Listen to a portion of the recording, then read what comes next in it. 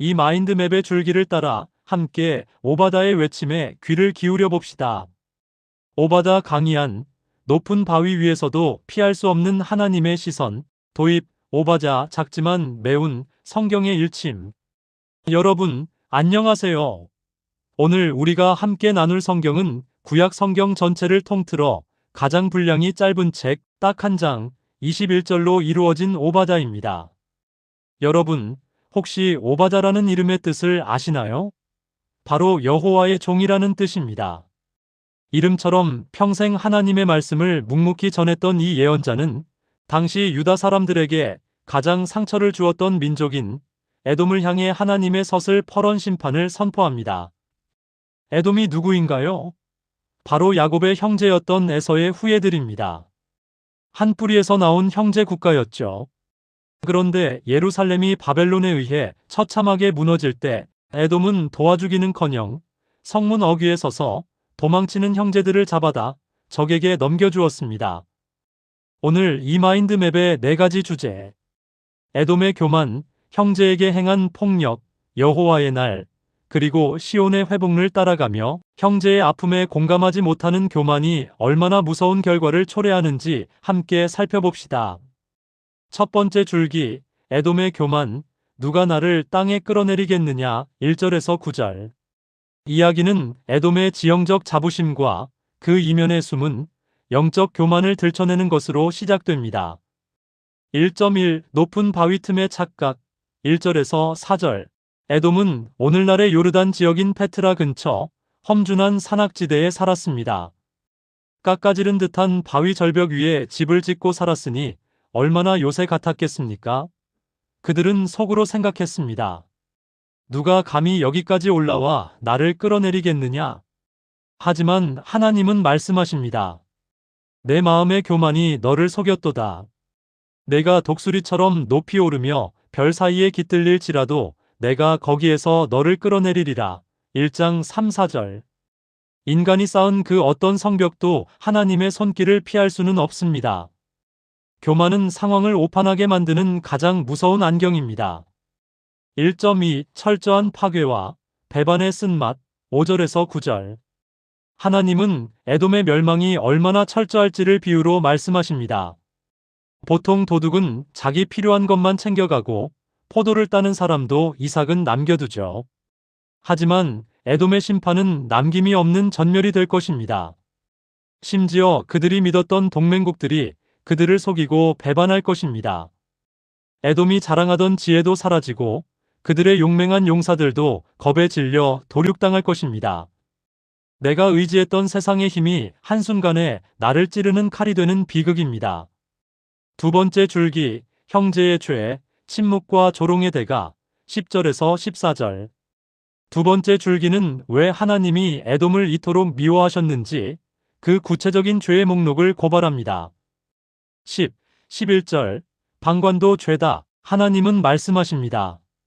내가 내 형제 야곱에게 행한 포악으로 말미암아 부끄러움을 당하고 영원히 멸절되리라. 예루살렘이 이방인들에게 유린당하던 날 에돔은 멀리 서서 구경만 했습니다. 성경은 그 태도를 가리켜 너도 그들 중 한 사람 같았느니라고 평가합니다. 형제가 고통당할 때 가만히 보고만 있는 것, 그것이 곧 가해자와 다를 바 없다는 하나님의 엄중한 판결입니다. 12절에서 14절 하지 말았어야 할 8가지 행동. 이 부분은 하지 말라는 명령이 8번이나 반복됩니다. 형제의 재앙의 날에 방관하지 마라. 그들이 패망할 때 기뻐하지 마라. 그들이 환난당할 때 입을 크게 벌려 비웃지 마라. 심지어 에돔은 도망치는 자들을 길목에서 막아 적에게 넘겨주는 비열한 짓까지 저질렀습니다. 형제의 눈물을 자신의 기회로 삼은 것, 이것이 에돔의 가장 치명적인 죄였습니다. 세 번째 줄기, 보응의 법칙, 뿌린 대로 거두리라. 15, 16절. 세 번째 줄기는 온 세상을 향한 공정하신 하나님의 심판 원리를 선포합니다. 15절, 네가 행한 대로 너도 받을 것이라. 여기서 오바다의 핵심 구절이 나옵니다. 여호와께서 만국을 벌할 날이 가까웠나니 내가 행한 대로 너도 받을 것인즉 내가 행한 것이 내 머리로 돌아갈 것이라. 이것은 국제사회의 공정성을 유지하는 하나님의 기본 원리입니다. 다른 이의 피를 흘린 자는 자신의 피를 흘리게 될 것이고 다른 이의 재물을 뺏은 자는 자신의 것을 잃게 될 것입니다.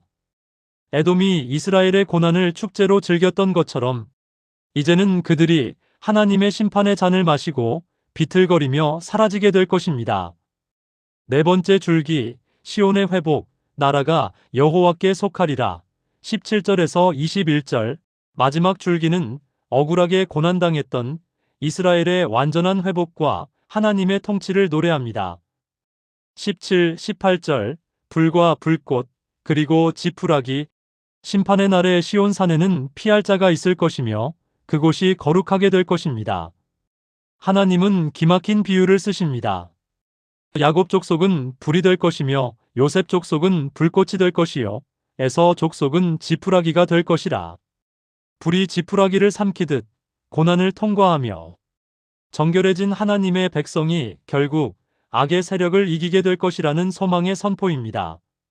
19절에서 21절, 영토의 확장과 영원한 왕국, 포로로 잡혀갔던 자들이 돌아와 네게부 산지, 평지, 사마리아, 길르앗 등 잃어버렸던 모든 땅을 기업으로 얻게 될 것입니다. 오바자서의 대미를 장식하는 마지막 구절을 보십시오.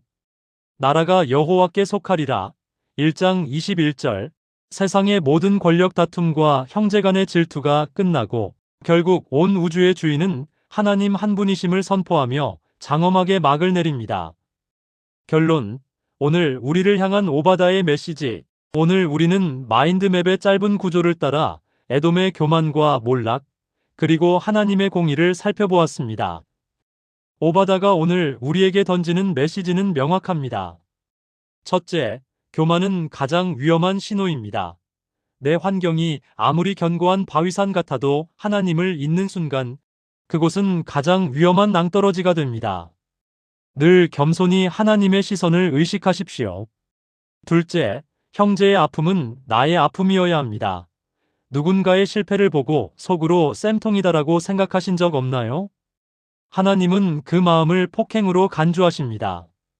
진정한 신앙은 우는 자와 함께 울어주는 공감에서 시작됩니다. 셋째, 최후 승리는 하나님께 있습니다. 세상은 힘센 자가 이기는 것 같고 악인이 형통하는 것 같지만 역사의 마지막 마침표는 하나님이 찍으십니다. 억울한 일을 당하셨나요? 행한 대로 갚으시는 하나님의 공의를 신뢰하며 인내하십시오. 여러분의 일상은 지금 어떤 산 위에 있나요? 혹시 에돔처럼 나만의 요새를 쌓고 이웃의 고통에 귀를 닫고 있지는 않나요? 이 마인드맵의 구조를 가슴에 새기십시오. 하나님은 오늘도 낮은 자를 보살피시며 형제의 아픔을 자기 것처럼 품는 이들을 통해 당신의 나라를 세워가십니다. 여러분의 삶이 하나님의 통치를 인정하는 거룩한 시온 산이 되기를 간절히 축복합니다. 경청해 주셔서 감사합니다.